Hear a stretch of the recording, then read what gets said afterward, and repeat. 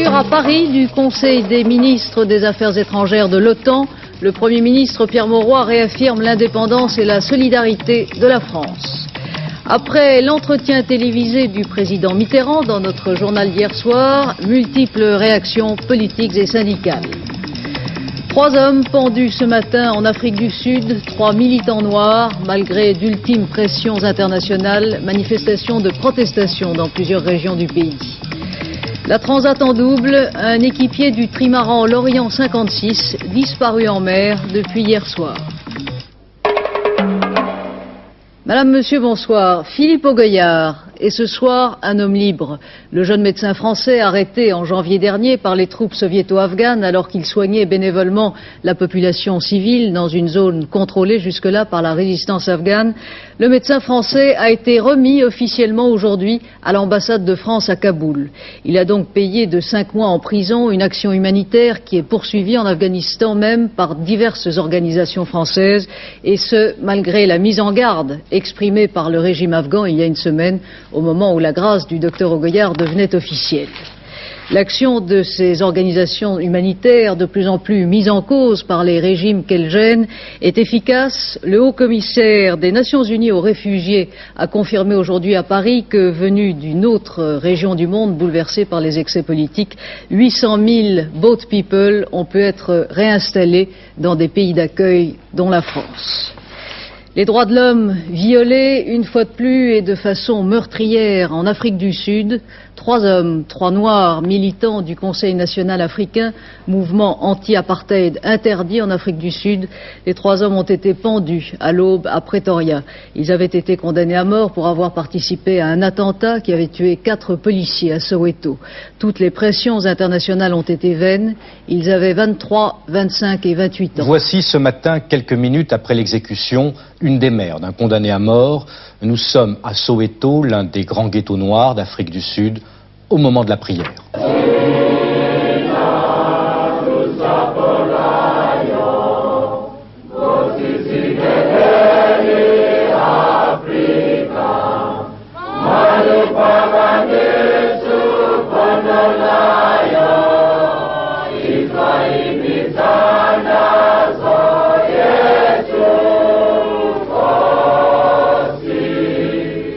Les 3 nationalistes noirs avaient fait usage de leurs armes pour lutter contre l'apartheid, ce système de discrimination raciale érigé en loi en Afrique du Sud, et c'est à ce titre qu'ils ont été condamnés et exécutés par les autorités de Pretoria.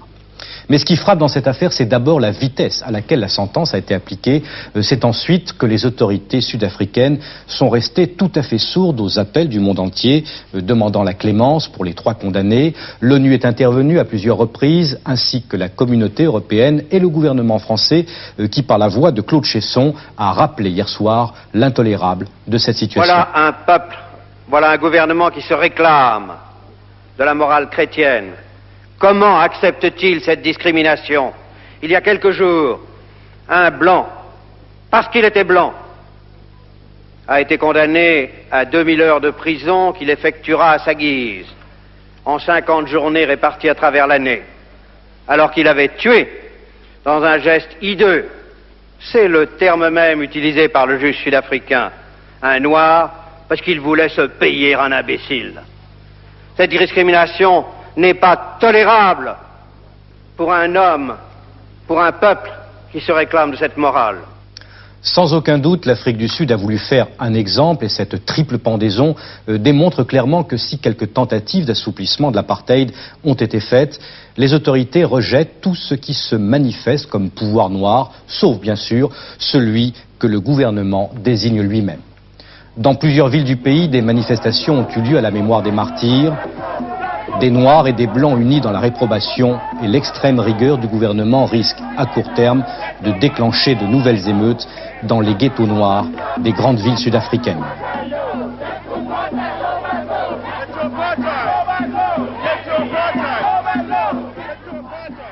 À la suite de ces manifestations, une vingtaine de personnes ont été arrêtées. Le gouvernement sud-africain bafoue lui-même les valeurs qu'il croit représenter, a déclaré aujourd'hui le Quai d'Orsay, tandis qu'à l'Assemblée nationale, les députés ont observé en hommage aux exécutés une suspension de séance de 5 minutes demandée par le groupe communiste. C'est par une minute de silence en mémoire des 3 militants morts que l'Organisation de l'Unité africaine a ouvert ses travaux aujourd'hui à Addis Abeba en Éthiopie. Le secrétaire général de l'OUA, ouvrant le sommet, a conseillé aux pays africains de s'équiper en armes nucléaires pour faire face à la menace atomique de l'Afrique du Sud. L'ouverture du sommet avait été reportée 3 fois jusqu'à ce que la République sahraoui, dont la participation était contestée par plusieurs pays africains, accepte de se retirer. Moscou rejette les dernières propositions américaines exprimées hier par le président Reagan en matière de réduction des armements stratégiques. Selon l'agence TASS, elles ne modifient en rien la position de fond des États-Unis. Les négociations se poursuivent néanmoins à Genève. Pour la première fois depuis 17 ans, depuis que le général de Gaulle a retiré la France de la structure militaire de l'Alliance Atlantique, le drapeau de l'OTAN flotte à Paris. Les ministres des Affaires étrangères des 16 États membres sont réunis pour 2 jours dans la capitale française et le Premier ministre Pierre Mauroy les a accueillis ce matin. Georges Bortoli.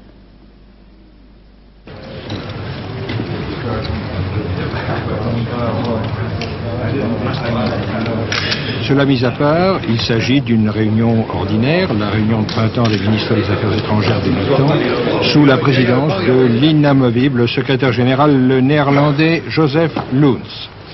Mais l'OTAN à Paris, cela signifie-t-il un changement de la position particulière de la France?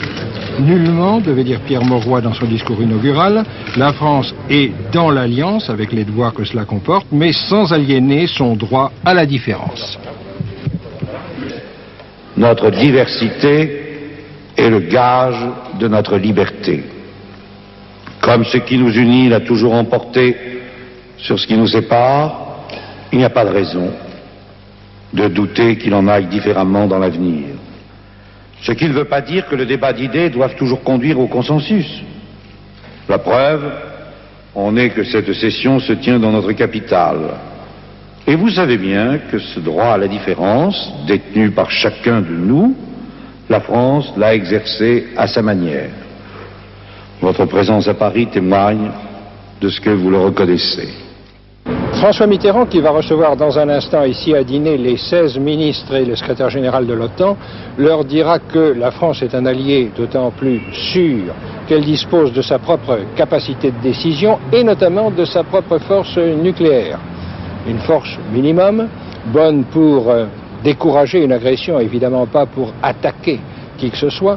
Et alors, s'il s'agit d'une force minimum, pas question donc de la laisser prendre en compte dans des négociations sur les plafonds d'armement nucléaire. Pas question donc de laisser s'instaurer à son sujet un quelconque marchandage dans les négociations de Genève.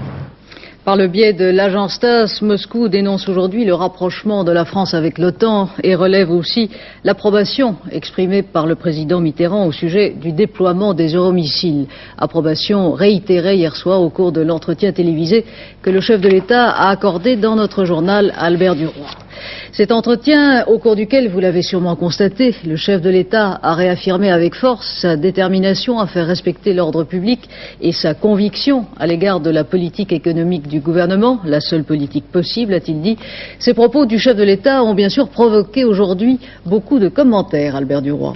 Oui, parmi les réactions politiques, soyons francs, on a du mal à en trouver une seule qui ne soit pas extraordinairement convenue, prévisible, donc banale.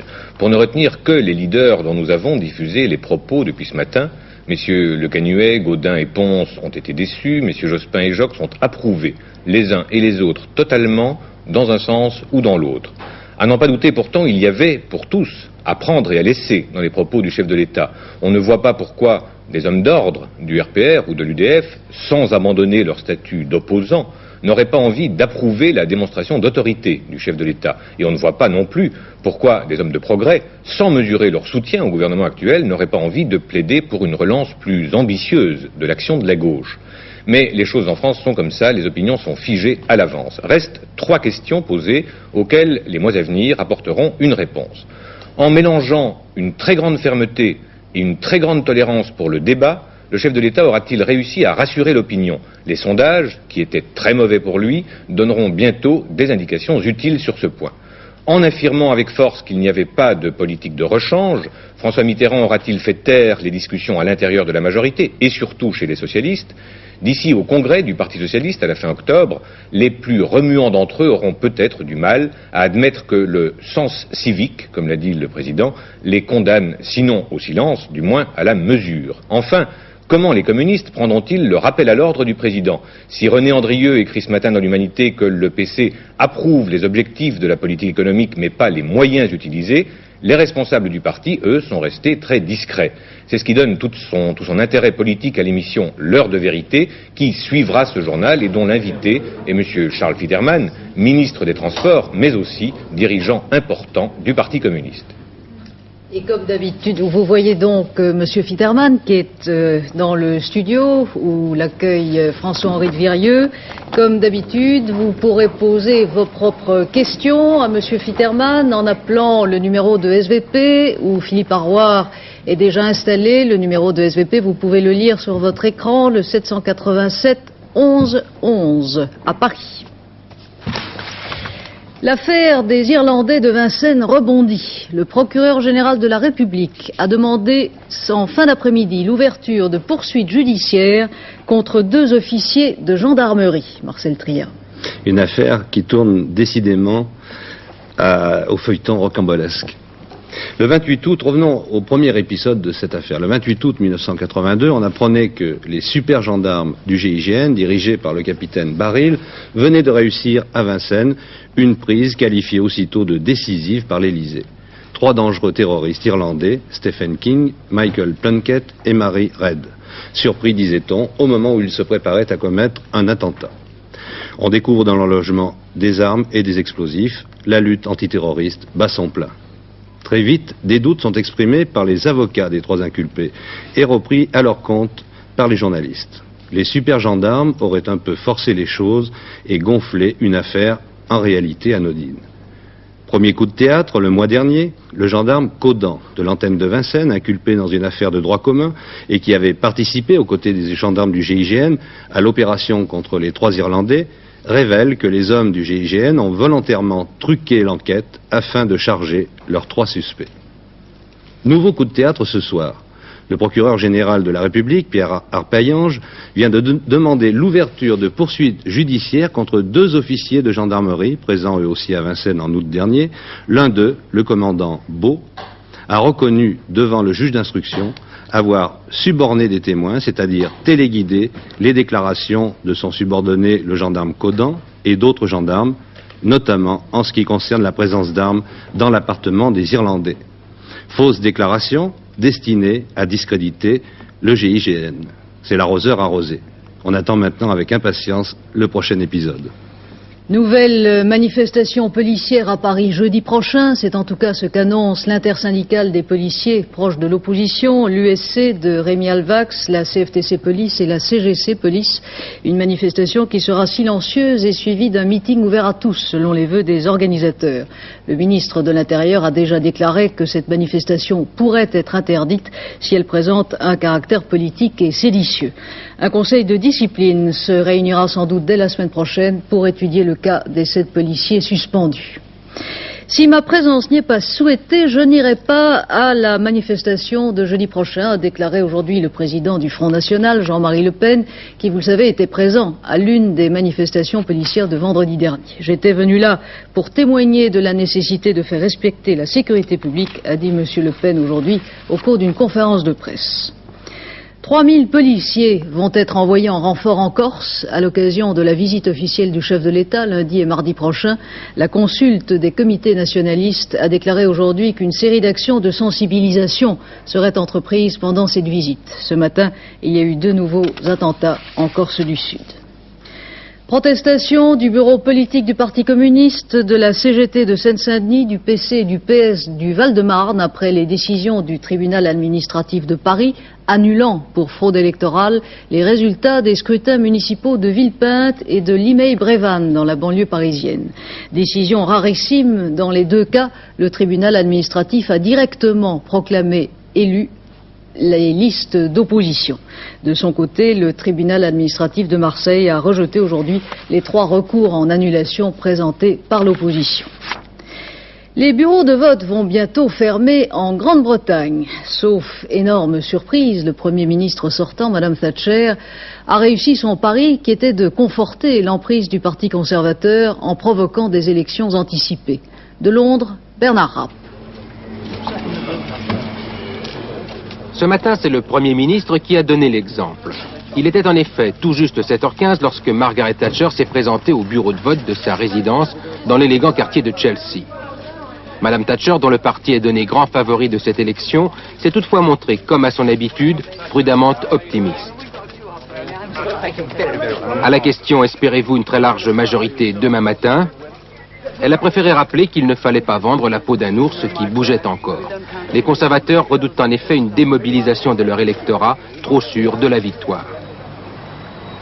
Ce jeudi aura été en définitive une journée comme une autre pour les Britanniques. Il n'est pas férié et aucune activité n'a été interrompue pour cause d'élection, sauf peut-être les écoles qui ont été vidées de leurs élèves pour accueillir les électeurs. Des électeurs qui votent le plus généralement avant et après les heures de bureau, cela explique peut-être qu'en Grande-Bretagne, la participation électorale soit traditionnellement très élevée. Seul témoignage d'une journée un peu particulière, les pubs, qui resteront ouverts ce soir jusqu'à minuit. Les bureaux de vote ferment dans un peu moins de 2 heures et l'on saura alors si les sondages ont vu juste et si les conservateurs remportent la victoire spectaculaire si souvent annoncée ces derniers jours. Il faut toutefois rappeler que ces mêmes sondages se sont complètement trompés en Grande-Bretagne lors des 2 dernières grandes élections générales. Les résultats ont alors été tout simplement à l'inverse de leurs prévisions. Aujourd'hui pourtant, l'avance des conservateurs paraît si nette, près de 20% d'après les tout derniers chiffres, que la seule véritable surprise devrait résider dans l'ampleur plus ou moins grande de cette victoire.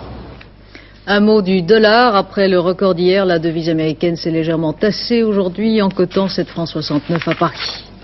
2 sondages qui illustrent la prise de conscience des Français vis-à-vis des problèmes économiques. Selon le sondage publié par le Nouvel Économiste, l'inflation est devenue le souci numéro 1 des Français et devance pour la première fois la violence et l'insécurité.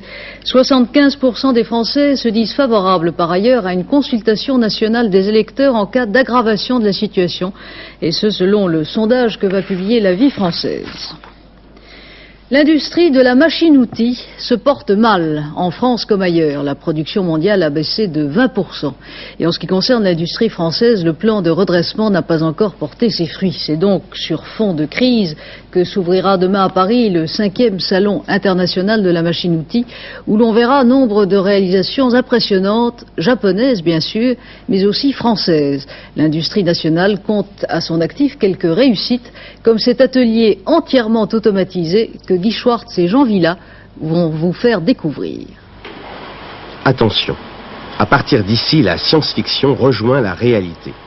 Cette pièce automobile livrée brute de fonderie à l'usine Citroën de Meudon ne rencontrera plus jamais d'être humain. L'usine où elle est entrée et qui doit la transformer est en effet une usine sans ouvriers, une usine où les robots ont remplacé les OS. Mais regardez. D'abord, au lieu d'être chargée par ce qu'on appelle dans toutes les usines automobiles un ouvrier cariste, la pièce le sera par un chariot automatiquement piloté par ordinateur. Le chariot sait qu'il lui faut déposer la pièce devant le centre d'usinage disponible.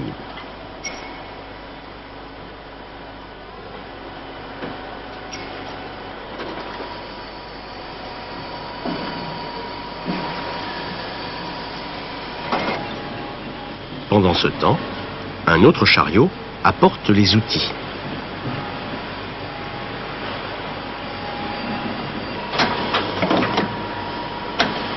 Le centre d'usinage place lui-même les outils qu'il va utiliser pour percer, fraiser, rectifier ou ajuster la pièce qui attend de l'autre côté. Chaque opération est bien entendu réalisée alors automatiquement dans l'ordre le plus judicieux et ultérieurement, la pièce est lavée dans ses moindres interstices par un autre robot. Dans cette usine, les robots ne sont pas méchants. Dès qu'ils rencontrent un obstacle, ils s'arrêtent. Les robots ne sont peut-être pas toujours aussi attentifs aux hommes, car si l'investissement semble rentable, c'est peut-être parce que ces robots ont supprimé des emplois. Absolument pas. Nous assistons à une évolution du personnel. Il est bien évident qu'il y a beaucoup moins de monde dans la zone active de travail, comme vous avez pu le juger, Par contre, il y a beaucoup de monde en environnement. Et actuellement, nous avons déjà engagé un programme de formation qui touche une vingtaine de personnes, représentant quand même 12 000 heures, pour familiariser les gens avec la programmation, l'électronique et la maintenance d'un tel système. De ces bureaux qui dominent l'atelier, les OS ont effectivement disparu. Les techniciens représentent désormais plus des 2/3 de l'effectif. L'air conditionné de l'informatique a supplanté l'environnement plutôt rude et graisseux de la mécanique. Mais le débat entre ceux qui affirment que globalement le robot crée des emplois et ceux qui affirment au contraire qu'il aggrave le chômage ne fait que commencer. Dernière minute, le ministre de la Défense, Charles Hernu, a décidé de prononcer des mesures de suspension à l'égard de certains officiers ou sous-officiers de gendarmerie impliqués dans l'affaire des Irlandais de Vincennes dont Marcel Tria vous parlait à l'instant. Une bonne nouvelle pour les agriculteurs victimes des inondations le mois dernier. Les plus sinistrés d'entre eux pourront recevoir rapidement des avances forfaitaires sur leur indemnisation. C'est ce qu'a annoncé le ministère de l'Agriculture. Ayons une pensée émue pour les candidats au baccalauréat. Les épreuves commencent demain dans toute la France. Explosion spectaculaire aujourd'hui dans le quartier des Minguettes, cette banlieue de Lyon qui fut plusieurs fois le cadre de l'opération de restructuration du quartier. Michel Perrault. Vénissieux, 15h30. Quelques pilots d'explosifs placés au premier étage mettent à bas la tour 106 au centre du quartier des Minguettes.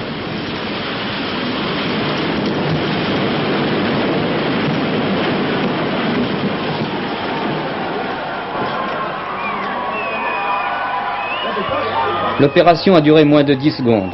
2 autres tours, situées de part et d'autre, seront abattues de la même manière d'ici à 1 mois.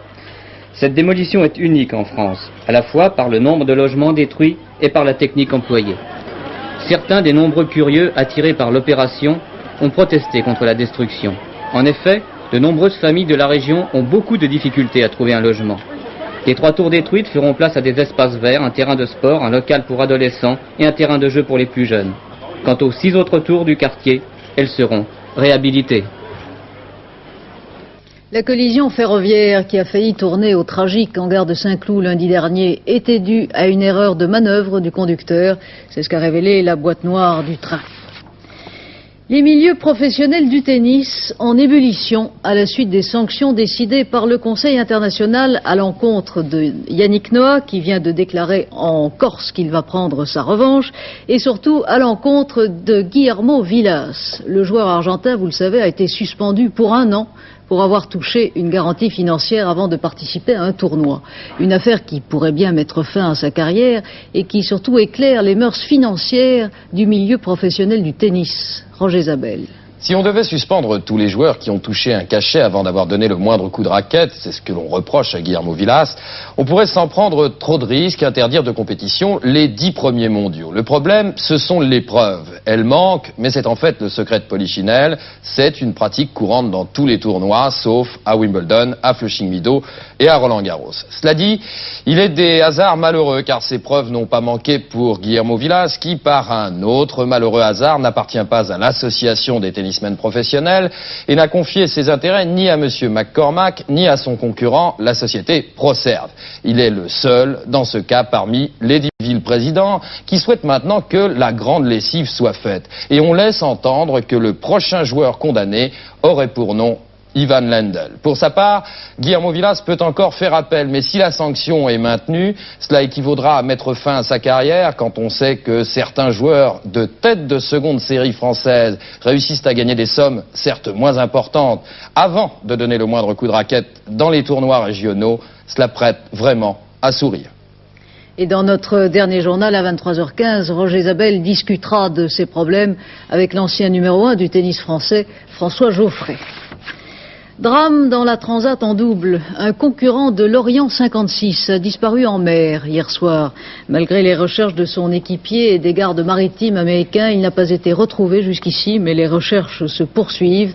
En tête de la course, un catamaran et un trimaran se livrent une lutte sans merci. Gérard Inet.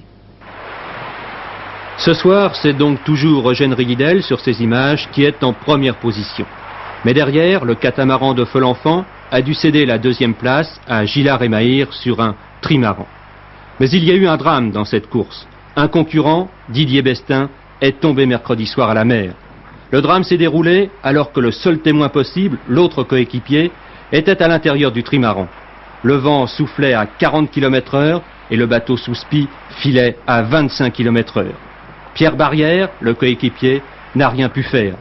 Il a dû d'abord affaler le spi avant de faire demi-tour. Il a cherché, mais sans rien voir. Il faisait nuit. Il a alors actionné sa balise de détresse. Les secours, 3 bateaux américains et un avion canadien sont arrivés rapidement. Les recherches ce soir n'ont toujours rien donné. Et pour les spécialistes, il y a peu d'espoir de retrouver Didier Bestin, d'autant plus qu'au moment du drame, il était en jean et en basket. La semaine dernière, Jean-Yves Terlin était tombé, lui aussi à la mer, mais il avait été repêché 1 heure après par son coéquipier. Aussi le danger de ce genre de bateau. Les résultats du quartet qui s'est couru à Chantilly aujourd'hui, si vous avez joué le 3, l'As, le 5 et le 12, vous gagnez pour 5 francs placés dans l'ordre plus de 25 000 francs et dans un ordre différent un peu plus de 2 000 francs. Un grand journaliste vient de disparaître. Georges Altschuler est mort à l'âge de 77 ans. Il avait dirigé pendant 20 ans le service politique d'Europe 1. Parlons du temps demain, Alain Gillot-Pétré. Eh bien, grâce à l'anticyclone des Açores, nous allons avoir du beau temps. Regardez la photo satellite, l'anticyclone des Açores, il est ici, il a poussé un bras jusqu'à chez nous, ce qui fait que les orages ont été rejetés vers l'Italie. Il y en a encore un peu qui se mijotent par ici avec de l'air chaud sur l'Espagne qui va rencontrer un peu d'air froid. C'est pas terrible, pas très méchant.